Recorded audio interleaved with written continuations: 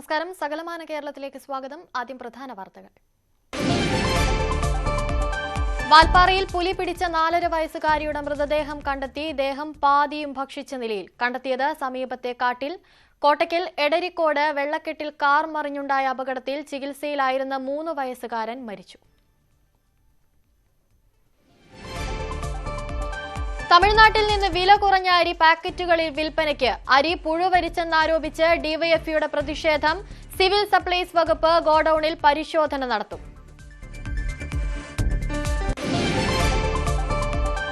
Deputation നിയമനത്തെ ചൊല്ലി മിൽമയും സർക്കാരും തമ്മിൽ തർക്കം. ഭരണസമിതി ആവശ്യപ്പെടാതെയുള്ള നിയമനമെന്ന് മിൽമ സർക്കാരിന് കത്ത് നൽകി. നിയമനം ക്ഷീരവകുപ്പ് ആവശ്യപ്പെട്ടതനുസരിച്ചെന്ന് പൊതുഭരണ വകുപ്പ്.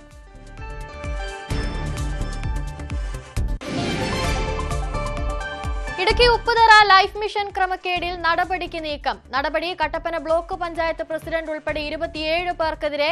അനർഹരിൽ നിന്ന് തുക തിരിച്ചു പിടിക്കാൻ റവന്യൂ റിക്കവറിക്ക് അധികൃതർ. നടന്നത് ലക്ഷങ്ങളുടെ ക്രമക്കേട്.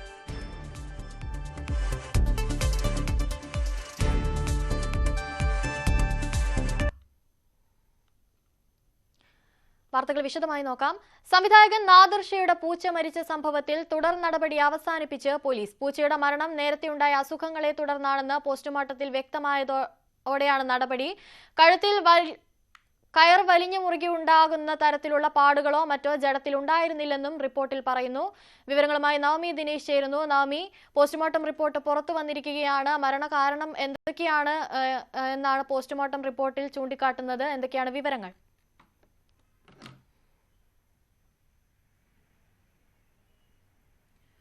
കഴിഞ്ഞ ദിവസമായിരുന്നു നാദിർ ഷാ തന്റെ പൂച്ചയുടെ ചത്തതിനെ കുറിച്ചുള്ള ഒരു ഫേസ്ബുക്ക് പോസ്റ്റ് സമൂഹ മാധ്യമങ്ങളിലൂടെ പങ്കുവച്ചത്. അതിൽ പറയുന്നത് ഈ പൂച്ചയെ ഗ്രൂം ചെയ്യുന്നതിനു വേണ്ടി എറണാകുളം പെറ്റ് ഹോസ്പിറ്റലിൽ ആദ്യം മറ്റൊരു ഹോസ്പിറ്റലിലേക്കാണ് കൊണ്ടുപോയത്. അവിടെ നിന്നാണ് ഈ അനസ്തേഷ്യ നൽകി മയക്കുന്നതിനു വേണ്ടി ഈ എറണാകുളം പെറ്റ് ഹോസ്പിറ്റലിലേക്ക് കൊണ്ടുപോയത്. പക്ഷെ അവിടെ വെച്ച് പൂച്ചയുടെ കഴുത്തിൽ വലിച്ചുകൊണ്ട് പോകുന്നതും അവിടെ ഗ്രൂമിങ് ചെയ്യേണ്ട എന്ന് പറഞ്ഞിട്ട് പോലും അത് കേൾക്കാതെ ഗ്രൂമിങ് ചെയ്ത് അവസാന പൂച്ച ചത്തുപോകുന്ന സാഹചര്യം ഉണ്ടായെന്ന് പറഞ്ഞുകൊണ്ടുള്ളൊരു പോസ്റ്റും പിന്നീട് ഈ പാലാരിവട്ടം പോലീസിന് പരാതി നൽകിയെന്ന് കൂടി നാദിർ ഷാ വ്യക്തമാക്കിയിരുന്നത്. അതിന്റെ അടിസ്ഥാനത്തിൽ പോലീസ് കേസ് എടുത്തിരുന്നില്ല. പകരം പോസ്റ്റ്മോർട്ടം റിപ്പോർട്ട് വന്നതിന് ശേഷം തുടർ നടപടികൾ സ്വീകരിക്കാമെന്നായിരുന്നു അന്വേഷണ സംഘത്തിന്റെ തീരുമാനം. എന്തായാലും പോസ്റ്റ്മോർട്ടം റിപ്പോർട്ട് പുറത്തു വന്നിരിക്കുകയാണ്. അതിൽ പറയുന്നത് പൂച്ചയുടെ ചത്തത് അത് ഈ അനസ്തേഷ്യ കൊടുത്തത് കാരണമല്ല, പകരം അതിന് നേരത്തെ ചില അസുഖങ്ങൾ ഉണ്ടായിരുന്നു. ആ അസുഖങ്ങളുടെ ഭാഗമായിട്ടുള്ള ഹൃദയാഘാതമാണ് മരണത്തിന് കാരണമെന്നാണ് പോസ്റ്റ്മോർട്ടം റിപ്പോർട്ടിൽ പറയുന്നത്. ഇതിന്റെ അടിസ്ഥാനത്തിലാണ് ഇനി തുടർ നടപടികൾ സ്വീകരിക്കേണ്ട ആവശ്യമില്ല, കേസ് അവസാനിപ്പിക്കാം എന്നൊരു തീരുമാനത്തിലേക്ക് പാലാരിവട്ടം പോലീസും എത്തി നിൽക്കുന്ന സാഹചര്യം ഉണ്ടായിരിക്കുന്നത്. ഈ എറണാകുളം പെറ്റ് ഹോസ്പിറ്റൽ പറയുന്നത് പ്രകാരം ഏത് അന്വേഷണത്തോടും നേരിടാൻ തയ്യാറാണ്. അവർ അന്നേ എടുത്ത നിലപാട് ഈ അനസ്തേഷ്യ കൊടുത്തത് കൊണ്ടല്ല പൂച്ച ചത്തത്, പകരം അതിന് ഹൃദയാഘാതമുണ്ടായി, മറ്റെന്തെങ്കിലും അസുഖം കൊണ്ടായിരിക്കും, അല്ലാതെ ഞങ്ങളുടെ ചികിത്സ കൊണ്ടല്ല, അല്ലെങ്കിൽ ഇഞ്ചക്ഷൻ വെച്ചത് കൊണ്ടല്ല എന്ന നേരത്തെ തന്നെ നിലപാടെടുത്തിരുന്നു. പക്ഷെ നാദിർ ഷയും കുടുംബവും പറഞ്ഞിരുന്നത് ഈ ഹോസ്പിറ്റൽ കാരണമാണ് പൂച്ച മരിച്ചതെന്നാണ്. എന്തായാലും ഇപ്പോൾ പോസ്റ്റ്മോർട്ടം റിപ്പോർട്ട് വന്നിരിക്കുന്ന സാഹചര്യത്തിൽ നാദിർ ഷ പറഞ്ഞതെല്ലാം തെറ്റാണെന്ന് തന്നെയാണ് പോലീസും വ്യക്തമാക്കുന്നത്. ശരി. സംവിധായകൻ നാദിർ ഷയുടെ പൂച്ച മരിച്ച സംഭവത്തിൽ പോസ്റ്റ്മോർട്ടം റിപ്പോർട്ട് പുറത്തു വന്നിരിക്കുകയാണ്. നേരത്തെയുണ്ടായ അസുഖങ്ങളെ തുടർന്നാണ് പൂച്ച മരിച്ചതെന്നാണ് പോസ്റ്റ്മോർട്ടം റിപ്പോർട്ടിലുള്ളത്. നവമി ദിനേശാണ് വിവരങ്ങൾ നൽകിയത്. വാൽപ്പാറയിൽ പുലി പിടിച്ച 4.5 വയസ്സുകാരിയുടെ മൃതദേഹം കണ്ടെത്തി. മൃതദേഹത്തിന്റെ പകുതിയും പുലി ഭക്ഷിച്ച നിലയിലാണ്. സമീപത്തെ കാട്ടിൽ നിന്നാണ് മൃതദേഹം കണ്ടെത്തിയത്. ഇന്നലെയായിരുന്നു വീട്ടുമുറ്റത്ത് കളിച്ചുകൊണ്ടിരുന്ന കുട്ടിയെ പുലി പിടിച്ചത്. കോട്ടയ്ക്കൽ എടരിക്കോട് വെള്ളക്കെട്ടിൽ കാർ മറിഞ്ഞുണ്ടായ അപകടത്തിൽ ചികിത്സയിലായിരുന്ന 3 വയസ്സുകാരൻ മരിച്ചു. രണ്ടത്താണി ചെറുശോല സ്വദേശി ത്വാഹ മുഹമ്മദാണ് മരിച്ചത്. ജൂൺ 10-ാം തീയതിയാണ് വാഹനം അപകടത്തിൽപ്പെട്ടത്. കനത്ത മഴയിൽ നിർമ്മാണ പ്രവർത്തികൾ നടക്കുന്ന ഭാഗത്തെ വെള്ളക്കെട്ടിലേക്ക് കാർ തലകീഴായി മറിയുകയായിരുന്നു. പ്രവർത്തികൾ നടക്കുന്നത് ശ്രദ്ധയിൽപ്പെടാത്തതാണ് അപകട കാരണം. ഇവിടെ സൂചനാ അപായ ബോർഡുകളും ഉണ്ടായിരുന്നില്ല. ഏറെ നേരത്തെ ശ്രമത്തിന് ശേഷമാണ് കാറിലുണ്ടായിരുന്നവരെ പുറത്തെത്തിച്ചത്. ഗുരുതരമായി പരിക്കേറ്റിരുന്ന കുട്ടിയെ കോട്ടയ്ക്കലിലെ സ്വകാര്യ ആശുപത്രിയിൽ പ്രവേശിപ്പിക്കുകയും പിന്നീട് കോഴിക്കോട് മെഡിക്കൽ കോളേജിലേക്ക് മാറ്റുകയുമായിരുന്നു. പഴകിയ അരി വൃത്തിയാക്കി പുതിയ ബ്രാൻഡിൽ വിൽപ്പന നടത്തിയത് ഡിവൈഎഫ്ഐ പ്രവർത്തകർ തടഞ്ഞു. തിരുവനന്തപുരം പാലോട് സ്വകാര്യ വ്യക്തിയുടെ ഗോഡൌണിലായിരുന്നു നിലവാരം കുറഞ്ഞ അരി പാക്കറ്റുകളാക്കി വിൽപ്പനയ്ക്ക് ശ്രമിച്ചത്. തമിഴ്നാട്ടിൽ നിന്ന് കൊണ്ടുവന്ന പുഴുവരിച്ച അരിയാണെന്ന് ആരോപണമുണ്ട്.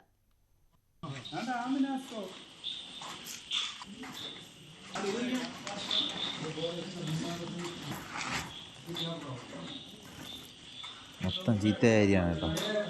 ചീത്തയായ അരി ഫുള്ള് പുതിയ ചാക്കിൽ നിറച്ച് വിൽക്കാനുള്ള പരിപാടി. സവാള ഗോഡൌണായി പ്രവർത്തിച്ചിരുന്ന സ്ഥാപനത്തിൽ വന്ന ലോറി ഇന്നലെ രാത്രി തടഞ്ഞു പരിശോധിച്ചപ്പോഴായിരുന്നു പഴകിയ അരി കണ്ടെടുത്തത്. സമീപത്തായി ആപ്പിൾ എന്നെഴുതിയ പാക്കറ്റുകളും ഉണ്ടായിരുന്നു. നിലവാരം കുറഞ്ഞ അരി പുതിയ ബ്രാൻഡിലാക്കി വിൽപ്പന നടത്തുന്ന സംഘമാണ് ഇതിനു പിന്നിലെന്ന ആരോപണമുണ്ട്. ഒരു മാസത്തിലേറെയായി ഇവിടെ സവാള പാക്കിംഗ് എന്ന് പറഞ്ഞ പേരിലാണ് ഇവിടെ ഈ സ്ഥാപനം തുടങ്ങിയത്. രാത്രിയാണ് വാഹനങ്ങളെല്ലാം വന്ന് പോയിക്കൊണ്ടിരിക്കുന്നത്. രാത്രിയാണ് പിന്നെ ലോഡ് വരുന്നത്. അപ്പം അങ്ങനെ സംശയം തോന്നി നാട്ടുകാർ പരിശോധിക്കുമ്പോഴാണ് ഇന്നലെ രാത്രി ഒരു വാഹനം ഇവിടെ കടന്നു വരുന്നത് ശ്രദ്ധയപ്പെട്ടത്. അവിടെ നോക്കുമ്പോൾ പിന്നെ ഇവിടെ സവാളയില്ല. പോലീസിനെയും കൂടെ വിളിച്ചു വരുത്തി ഇത് പരിശോധിക്കുമ്പോൾ സവാളയില്ല. ഇവിടെ അരിയാണ്. അരി എന്ന് പറയുമ്പോൾ തമിഴ്നാട് ഉൾപ്പെടെയുള്ള സ്ഥലങ്ങളിൽ നിന്ന് പുഴുവരിച്ച അരി ഇവിടെ കൊണ്ടുവരികയാണ്. തിരുവനന്തപുരം അമ്പലമുക്കിലുള്ള ഒരു കടയുടെ വാഹനവും സംഭവ സ്ഥലത്ത് ഡിവൈഎഫ്ഐ പ്രവർത്തകർ തടഞ്ഞു. ജില്ലയുടെ വിവിധ ഭാഗങ്ങളിലേക്ക് വില കുറഞ്ഞ അരി ഇത്തരത്തിൽ പാക്കറ്റുകളിലാക്കി വിൽപ്പന നടത്തുകയായിരുന്നുവെന്നാണ് സൂചന. സിവിൽ സപ്ലൈസ് വകുപ്പ് ഉദ്യോഗസ്ഥർ സ്ഥലത്തെത്തി പരിശോധന നടത്തി. ന്യൂസ് 18 തിരുവനന്തപുരം. രണ്ട് ഉദ്യോഗസ്ഥരുടെ ഡെപ്യൂട്ടേഷൻ നിയമനത്തെ ചൊല്ലി മിൽമയും സർക്കാരും തമ്മിൽ തർക്കം. ഭരണസമിതി ആവശ്യപ്പെടാതെയുള്ള നിയമനമെന്ന് ചൂണ്ടിക്കാട്ടി മിൽമ സർക്കാരിന് കത്ത് നൽകി. എന്നാൽ ക്ഷീരവകുപ്പ് ആവശ്യപ്പെട്ടതനുസരിച്ചാണ് നിയമനമെന്നാണ് പൊതുഭരണ വകുപ്പിന്റെ മറുപടി. ഭിന്നത രൂക്ഷമായതിനെ തുടർന്ന് നിയമനം ലഭിച്ച ഉദ്യോഗസ്ഥർക്ക് ചുമതല ഏറ്റെടുക്കാനായിട്ടില്ല. മിൽമയിൽ HR ആൻഡ് അഡ്മിനിസ്ട്രേഷൻ വിഭാഗത്തിൽ സീനിയർ മാനേജറായി S രഘുവരന്റെയും മാനേജറായി B ജൻഷന്റെ നിയമനമാണ് തർക്കത്തിലായത്. ഈ മാസം 10-നാണ് പൊതുഭരണ വകുപ്പ് ഇവരുടെ നിയമന ഉത്തരവ് പുറത്തിറക്കിയത്. ഇതിനെ എതിർത്ത് അടുത്ത ദിവസം തന്നെ Milma managing director K Asif Yusuf പൊതുഭരണ വകുപ്പിന് കത്ത് നൽകി. ഭരണസമിതി ആവശ്യപ്പെട്ടിട്ടല്ല നിയമനം. ഭരണപരമായ എല്ലാ കാര്യങ്ങളിലും തീരുമാനമെടുക്കാനുള്ള അധികാരം മിൽമ ഭരണസമിതിക്കാണ്. ഇക്കാര്യങ്ങൾ ചൂണ്ടിക്കാട്ടിയായിരുന്നു എതിർപ്പ്. വാദം സാധൂകരിക്കുന്നതിന് മിൽമ ബൈലോയിലെ വ്യവസ്ഥകളും കത്തിൽ ഉദ്ധരിച്ചു. ഇന്നലെ കത്തിന് മറുപടി നൽകിയ പൊതുഭരണ വകുപ്പ് നിയമന ഉത്തരവിൽ ഉറച്ചു നിൽക്കുകയാണെന്ന് വ്യക്തമാക്കുന്നു. ക്ഷീരവികസന വകുപ്പ് ആവശ്യപ്പെട്ടതനുസരിച്ചാണ് നിയമനം. അതിന് മുഖ്യമന്ത്രിയുടെ അംഗീകാരമുണ്ടെന്നുമാണ് പൊതുഭരണ വകുപ്പിന്റെ മറുപടി. സർക്കാർ മിൽമ ഭിന്നത രൂക്ഷമായതോടെ ഉദ്യോഗസ്ഥർക്ക് ഇതുവരെ മിൽമയിൽ ചുമതലയേൽക്കാനായിട്ടില്ല. ഉദ്യോഗസ്ഥരെ ചുമതലയേൽക്കാൻ അനുവദിക്കണമെന്നും അതിനുള്ള നടപടി സ്വീകരിച്ച് റിപ്പോർട്ട് ചെയ്യണമെന്നും പൊതുഭരണ വകുപ്പ് ആവശ്യപ്പെട്ടിട്ടുണ്ട്. ന്യൂസ് 18 തിരുവനന്തപുരം. ആലപ്പുഴയിൽ മത്സ്യബന്ധന വെള്ളം മറിഞ്ഞ് ഒരു മരണം. തോട്ടപ്പള്ളിയിൽ കാണാതായ മത്സ്യത്തൊഴിലാളി പല്ലന സ്വദേശി സുദേവന്റെ മൃതദേഹം കണ്ടെത്തി.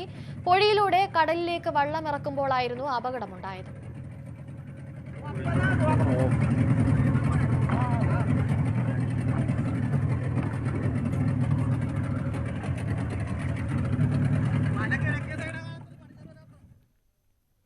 ഇടുക്കി ഉപ്പുതറ പഞ്ചായത്തിലെ ലൈഫ് മിഷൻ ഭവന പദ്ധതിയിൽ ലക്ഷങ്ങളുടെ ക്രമക്കേട്. വീട് തട്ടിയെടുത്ത അനർഹരിൽ നിന്നും പണം തിരികെ ഈടാക്കാൻ റവന്യൂ റിക്കവറി നടത്തും. തദ്ദേശ സ്വയംഭരണ വകുപ്പ് വിജിലൻസ് വിഭാഗം അന്വേഷണം ഊർജിതമാക്കിയതോടെയാണ് പഞ്ചായത്ത് കമ്മിറ്റിയുടെ തീരുമാനം. കട്ടപ്പന ബ്ലോക്ക് പഞ്ചായത്ത് പ്രസിഡന്റ് ഉൾപ്പെടെ 27 പേർക്കെതിരെയാണ് ആദ്യഘട്ടത്തിൽ നടപടി സ്വീകരിക്കുക. ഉപ്പുതുറ പഞ്ചായത്തിലെ ലൈഫ് ഭവന പദ്ധതിയിൽ വ്യാപക ക്രമക്കേടാണ് നടന്നത്. ഏക്കർ കണക്കിന് പട്ടയഭൂമിയുള്ളവർ 2-3 വാഹനങ്ങളും വാസയോഗ്യമായ വീടുമുള്ളവർ ലൈഫ് പദ്ധതിയിൽ പണിത വീട് 1 വർഷം തികയും മുൻപ് 3 ഇരട്ടി വിലക്ക് വിറ്റവർ, അങ്ങനെ നീളുന്നു പട്ടികയിൽ ഇടം പിടിച്ചവർ. കഴിഞ്ഞ LDF ഭരണസമിതിയുടെ കാലത്താണ് അനർഹർ തട്ടിപ്പ് നടത്തിയത്. സ്വന്തമായി വീടില്ലാത്ത 100 കണക്കിന് ആളുകൾ പുറത്തു നിൽക്കുമ്പോഴാണ് അനർഹരായവർ പട്ടികയിൽ കടന്നുകൂടിയത്. 1.5 ഏക്കർ സ്ഥലമുള്ളയാൾ ഡിവിഷൻ മെമ്പറായിരിക്കെ 3 സെന്റ് സ്ഥലം മാത്രമാണുള്ളതെന്ന് കാണിച്ചാണ് വീട് തട്ടിയെടുത്തത്. അനർഹമായി ലഭിച്ച വീട് നിയമം ലംഘിച്ച് വിൽപ്പന നടത്തിയവരുമുണ്ട്. ഒരാൾക്ക് പോലും വീട് കൊടുക്കാൻ പറ്റാത്ത അവസ്ഥ. കാരണം അനുകൃതമായിട്ട് പണം കൈപ്പറ്റിയിൽ നിന്ന് തിരിച്ചു പിടിക്കാനോ നടപടി സ്വീകരിക്കാത്തതിൻ്റെ വേലമാണ് ഇപ്പോൾ കൊടുക്കാത്തത്. അതുകൊണ്ട് ജില്ലാ മിഷൻ ഇത് സംബന്ധിച്ച് നമുക്ക് അലോട്ട്മെൻറ്റ് ഈ വർഷത്തെ അലോട്ട്മെൻറ്റ് അറിഞ്ഞു വച്ചിരിക്കുകയാണ്. അപ്പം എന്തായാലും പോലും വിജിലൻസ് അന്വേഷണം നടന്നുകൊണ്ടിരിക്കുകയാണ്. കുറ്റക്കാർക്കെതിരെ ശക്തമായ നടപടി സ്വീകരിക്കണം എന്നുള്ളതാണ് ഞങ്ങളെ കുറിച്ച് പറയാനുള്ളത്. പഴയ വീട് പെയിന്റ് അടിച്ച് പണം തട്ടിയവരും വാടകയ്ക്ക് കൊടുത്തവരും ഇക്കൂട്ടത്തിലുണ്ട്. ഉദ്യോഗസ്ഥരുടെയും വാർഡ് മെമ്പറുടെയും അറിവോടെയാണ് ഇതെല്ലാം നടന്നതെന്നാണ് വിജിലൻസ് കണ്ടെത്തൽ. 2022 പ്രാഥമിക അന്വേഷണത്തിൽ 27 പേരെ കണ്ടെത്തിയിരുന്നു. സർക്കാരിന് നഷ്ടമായ 1,14,00,000 രൂപ പലിശ സഹിതം തിരിച്ചുപിടിക്കണമെന്ന് വിജിലൻസ് അന്ന് നിർദ്ദേശം നൽകിയെങ്കിലും രാഷ്ട്രീയ സമ്മർദ്ദം മൂലം നോട്ടീസ് അയക്കുക മാത്രമാണ് ചെയ്തത്. അനുവദിച്ച 1200 വീടുകളിൽ 150 എണ്ണത്തോളം അനർഹർ തട്ടിയെടുത്തതായാണ് പ്രാഥമിക പരിശോധനയിൽ കണ്ടെത്തിയത്. പ്രശ്നത്തിൽ തദ്ദേശ സ്വയംഭരണ വകുപ്പ് വീണ്ടും വിശദീകരണം തേടിയതോടെയാണ് റവന്യൂ റിക്കവറി നടത്താൻ തിരക്കിട്ടുള്ള തീരുമാനം. ന്യൂസ് 18 ഇടുക്കി. മണ്ണിടിച്ചിൽ ആശങ്കയിലാണ് ഇടുക്കി ചിന്നാർ പനംകൂട്ടി ജലവൈദ്യുത പദ്ധതി പ്രദേശത്തെ കുടുംബങ്ങൾ. പദ്ധതിയുടെ നിർമ്മാണം നടക്കുന്ന മേഖലയിൽ ഭൂപ്രകൃതിയുടെ പ്രത്യേകത പരിഗണിച്ച് ചില കുടുംബങ്ങളുടെ സ്ഥലം കൂടി ഏറ്റെടുക്കണമെന്നാണ് ആവശ്യം. ഇടുക്കി പനംകുട്ടിയിൽ മുതിരപ്പുഴയാറിനോട് ചേർന്നാണ് ചിന്നാർ ചെറുകിട ജലവൈദ്യുത പദ്ധതിയുടെ നിർമ്മാണ ജോലികൾ നടക്കുന്നത്. ചിന്നാർ ഡാമിന്റെ നിർമ്മാണം ആദ്യം പൂർത്തീകരിച്ചു. പെൻസ്റ്റോക്ക് പൈപ്പ് സ്ഥാപിക്കാനുള്ള നടപടികളും പവർ ഹൌസിന്റെ നിർമ്മാണ ജോലികളുമാണ് ഇപ്പോൾ പുരോഗമിക്കുന്നത്. ചെങ്കുത്തായ പ്രദേശത്താണ് നിർമ്മാണ ജോലികൾ നടക്കുന്നത്. ഈ ഭാഗത്ത് മണ്ണിടിച്ചിലിനും പ്രകൃതിക്ഷോഭങ്ങൾക്കും സാധ്യതയുണ്ടെന്നും ഈ കുടുംബങ്ങളുടെ ഭൂമി വൈദ്യുതി വകുപ്പ് ഏറ്റെടുക്കണമെന്നുമാണ് ആവശ്യം. ഞങ്ങൾ ഉദ്ദേശിക്കുന്നത് ബോർഡിനെ കൊണ്ട് ഈ സ്ഥലം ടേക്ക് ഓവർ ചെയ്യിക്കുക എന്നുള്ളതാണ്. കാരണം എന്തെന്നാൽ അതിന് തൊട്ടുമേലെ ഈ പറമ്പിന് തൊട്ടുമേലെയുള്ള ഭാഗത്ത് 2 വർഷമായിട്ട് നിരന്തരം നടത്തുന്ന ബ്ലാസ്റ്റിംഗ് അത് ഈ മണ്ണിനെ അതേ പാറയുടെ ഇതിൽ നിന്ന് വിടിയിച്ച് നിർത്തുകയും ശക്തമായ മഴ പെയ്തു കഴിഞ്ഞാൽ ആ മണ്ണെല്ലാം ഊർന്നു പോരുകയും ചെയ്യും. അങ്ങനെ ഞങ്ങൾ 11 പേരുടെ ജീവിത ഇത് മാറിപ്പോകും. പ്രദേശത്തെ 11 കുടുംബങ്ങൾ ഇക്കാര്യം ചൂണ്ടിക്കാട്ടി ജില്ലാ ഭരണകൂടത്തിനും വൈദ്യുതി വകുപ്പിനും പരാതി നൽകിയിരുന്നു. ഇടപെടൽ ആവശ്യപ്പെട്ട് ഹൈക്കോടതിയെയും കുടുംബങ്ങൾ സമീപിച്ചു. കോടതി നിർദ്ദേശത്തിന്റെ അടിസ്ഥാനത്തിൽ കോഴിക്കോട് IIT-യിൽ നിന്നുള്ള സംഘം സ്ഥലത്ത് സന്ദർശനം നടത്തി. അനുകൂല നടപടിയുണ്ടാകുമെന്ന പ്രതീക്ഷയിലാണ് പദ്ധതി പ്രദേശത്തെ 11ഓളം കുടുംബങ്ങൾ. ന്യൂസ് 18 ഇടുക്കി. എടവണ്ണ കൊയിലാണ്ടി സംസ്ഥാന പാതയിലെ എരഞ്ഞിമാവ് മുതൽ താമരശ്ശേരി വരെയുള്ള ഭാഗങ്ങളിൽ ചെറിയ മഴ പെയ്താൽ പോലും വാഹനങ്ങൾ തെന്നിമാറി നിയന്ത്രണം വിട്ട് അപകടങ്ങൾ പതിവാവുകയാണ്. കഴിഞ്ഞ 5 ദിവസത്തിനിടെ 4 അപകടങ്ങളാണ് ഉണ്ടായത്. റോഡിന്റെ അശാസ്ത്രീയ നിർമ്മാണമാണ് അപകടത്തിന് കാരണമെന്നാണ് നാട്ടുകാരുടെ ആരോപണം.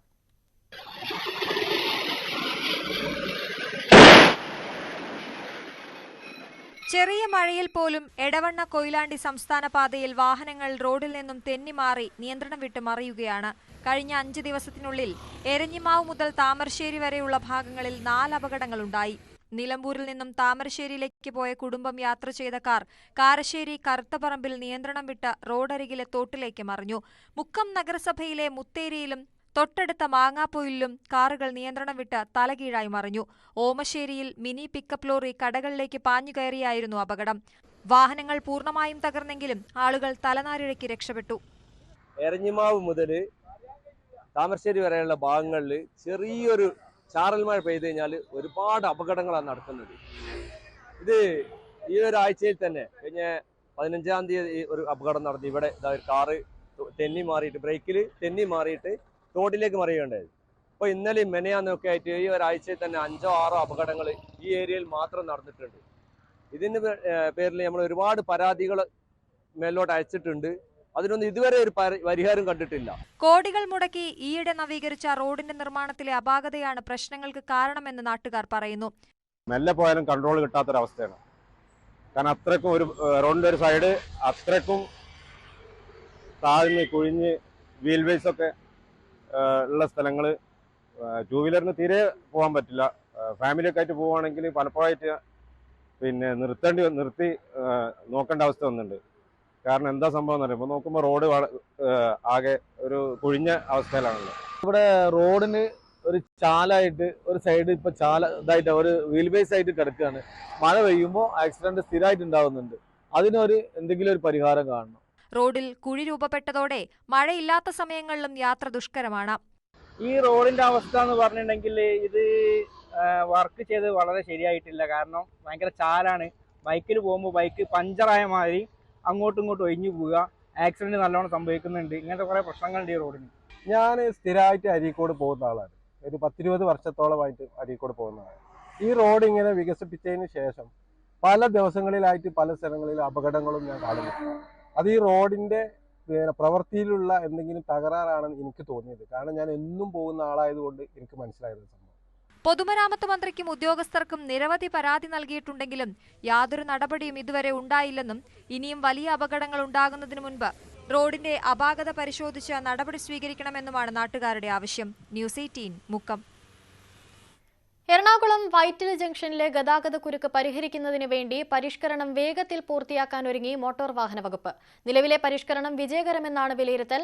എന്നാൽ പദ്ധതി പൂർണ്ണ ഫലം കണ്ടില്ലെന്നും ഗതാഗതക്കുരുക്ക് രൂക്ഷമാണെന്ന ആരോപണവും ഉയരുന്നുണ്ട്. ഗതാഗത മന്ത്രി കെ.ബി. ഗണേഷ് കുമാറിന്റെ നേതൃത്വത്തിൽ സ്ഥലം എം.എൽ.എയും എം.പിയും മേയറും ട്രാഫിക് പോലീസും മോട്ടോർ വാഹന വകുപ്പും ചേർന്ന സ്ഥലം പരിശോധിച്ച് ചർച്ചകൾ നടത്തി പദ്ധതി നടപ്പാക്കിയാണ് പരിഷ്കാരങ്ങൾക്ക് തുടക്കം കുറിച്ചത്.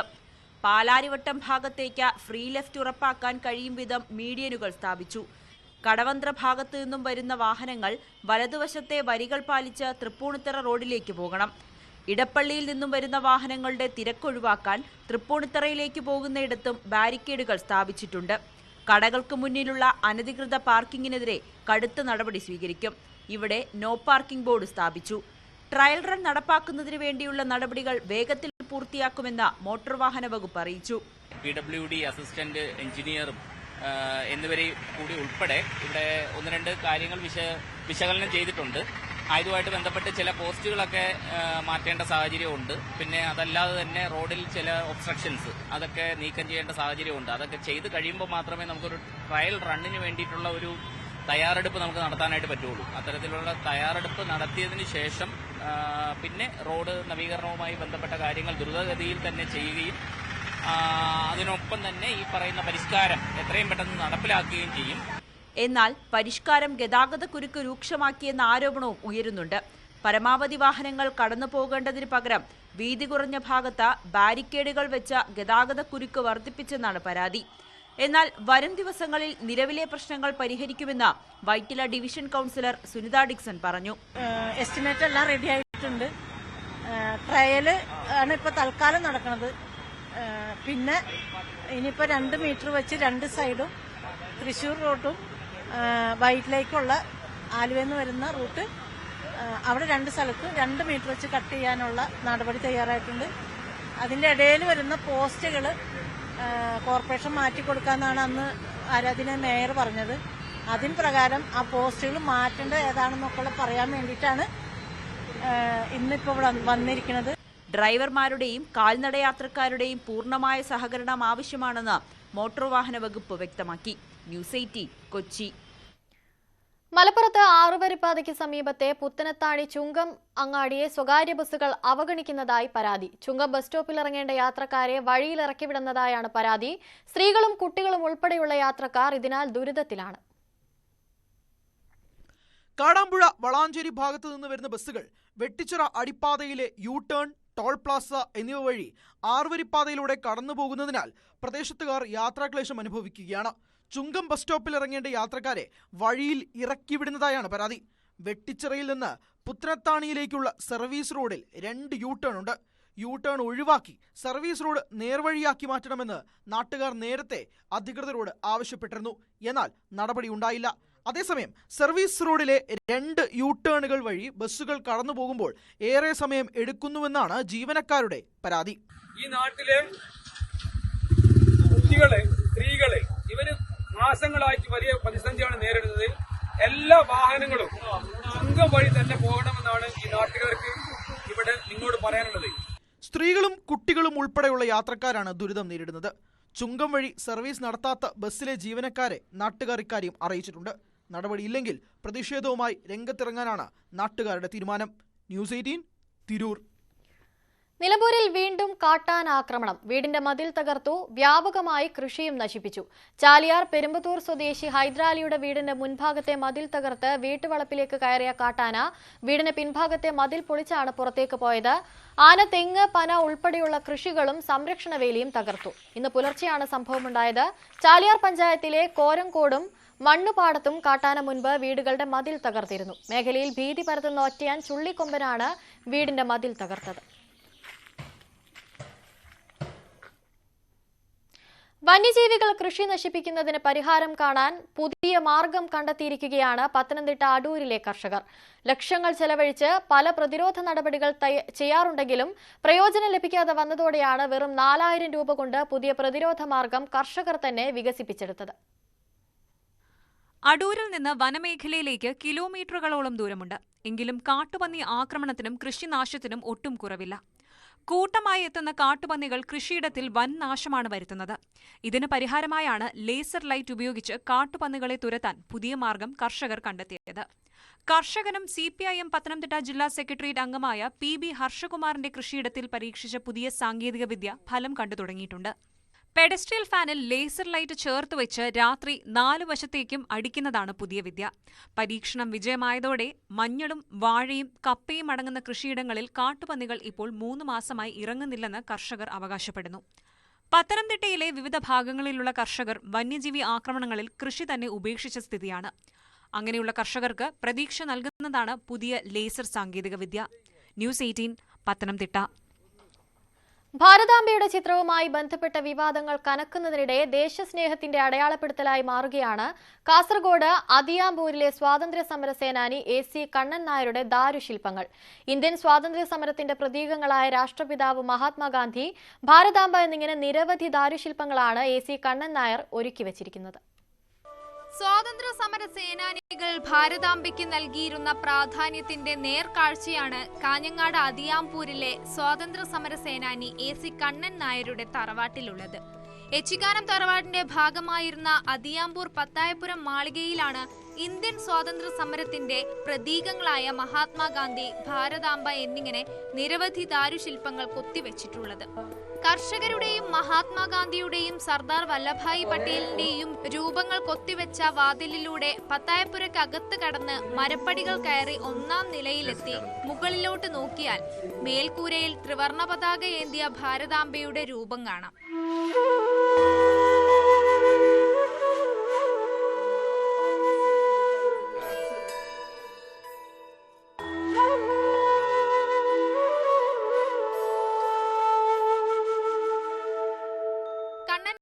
വീട്ടിൽ നിന്ന് ശേഖരിച്ച അദ്ദേഹത്തിന്റെ ഡയറി കുറിപ്പുകളിൽ കേരളത്തിന്റെ സ്വാതന്ത്ര്യ സമരത്തെക്കുറിച്ച് വിവരണവുമുണ്ട്. ഇന്നും അമൂല്യനിധിയായി ന്യൂഡൽഹി പുരാരേഖ മ്യൂസിയത്തിലുള്ള ഡയറി കുറിപ്പുകളുടെ കൂടെ ചേർത്ത് വായിക്കാൻ പറ്റുന്നതാണെങ്കിലും ദാരുശില്പങ്ങളുടെ ചരിത്ര പ്രാധാന്യം രേഖപ്പെടുത്തി വെച്ചിരുന്നില്ല. 1905 അഭിനീന്ദ്രനാഥ് ടാഗോറാണ് ആദ്യമായി ഭാരതാംബയുടെ രൂപം ചിത്രീകരിച്ചത്. പിന്നീട് വിവിധ തരത്തിലുള്ള മാറ്റങ്ങൾ ഭാരതാംബയുടെ രൂപത്തിൽ വരികയും ത്രിവർണ പതാകയേന്തിയ ഭാരതാംബയുടെ സങ്കല്പം സ്വാതന്ത്ര്യ സമരത്തോടൊപ്പം പടരുകയും ചെയ്തു. ഇന്ത്യയിലെ തന്നെ ഏറ്റവും പഴക്കമുള്ള ഭാരതാംബയുടെ ദാരുശില്പമായിരിക്കാം കാഞ്ഞങ്ങാട്ടെ AC കണ്ണൻ നായരുടെ ഭവനത്തിലുള്ളതെന്നാണ് കണക്കാക്കുന്നത്. ന്യൂസ് 18 കാസർഗോഡ്. തമിഴ്നാടിന്റെ പരമ്പരാഗത ചിത്രകലാരൂപങ്ങളിലൊന്നായ തഞ്ചാവൂർ പെയിന്റിംഗിന്റെ വിശേഷങ്ങൾ കാണാം. നെയ്യാറ്റിൻകര വെള്ളറട സ്വദേശിയായ മണികണ്ഠൻ എന്ന യുവ കലാകാരൻ തയ്യാറാക്കിയ ചിത്രങ്ങളാണ് ഇവ. ഈ റിപ്പോർട്ടോടുകൂടി സകലമാന കേരളം പൂർണ്ണമാവുകയാണ്. നമസ്കാരം.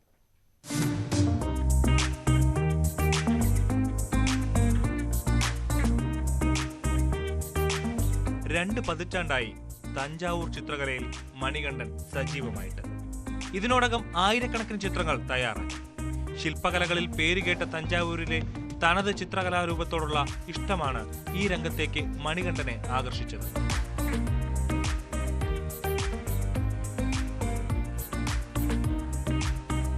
ചെന്നൈ ചെട്ടിനാട് വിദ്യാശ്രമത്തിൽ ഗുരുകുല പഠനം പൂർത്തിയാക്കിയ മണികണ്ഠൻ ആയിരക്കണക്കിന് ചിത്രകലാരൂപങ്ങൾ നിർമ്മിച്ചു.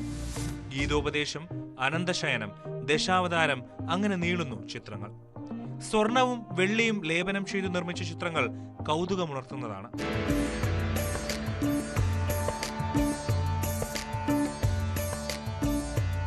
ആദ്യകാലങ്ങളിൽ ചുവരുകളിലും മരപ്പലകകളിലുമായിരുന്നു ചിത്രങ്ങൾ രൂപപ്പെടുത്തിയത്. കാലം മാറിയതോടെ പ്ലൈവുഡ് തിരഞ്ഞെടുത്തു. ആവശ്യമായ അളവിൽ പ്ലൈവുഡ് മുറിച്ചെടുത്ത ശേഷം തുണിയിൽ അറബിക് പശ കലർത്തിയാണ് ബേസ് നിർമ്മിക്കുന്നത്. ചിത്രത്തിന്റെ രൂപം പെൻസിലിൽ വരയ്ക്കും. ഭംഗി കൂട്ടുന്നതിനായി പച്ച, ചുവപ്പ്, വെള്ള കണ്ണാടിക്കല്ലുകൾ പതിപ്പിക്കുകയാണ് അടുത്ത പടി. ഇതിലേക്ക് ജയ്പൂർ ഉൾപ്പെടെയുള്ള പരമ്പരാഗത കല്ലുകളാണ് ഉപയോഗിക്കുന്നത്. ചിത്രത്തിന് ആവശ്യമായ പ്രൊജക്ഷൻ നൽകുക എന്നത് മറ്റൊരു കടമ്പയാണ്.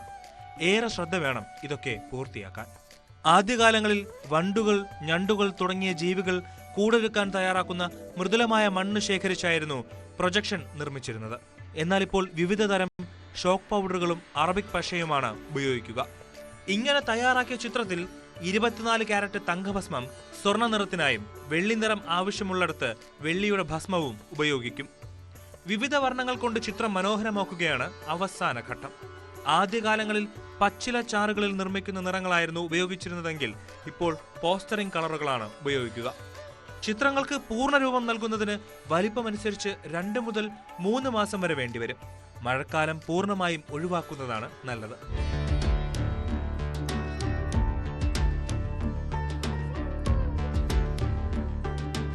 നിരവധി ശിഷ്യസമ്പത്തുകളുള്ള മണികണ്ഠൻ ഈ കലാരൂപം കേരളത്തിലെ ചിത്രകലാ പ്രേമികളിലേക്ക് എത്തിക്കാൻ ശ്രമിക്കുകയാണ്.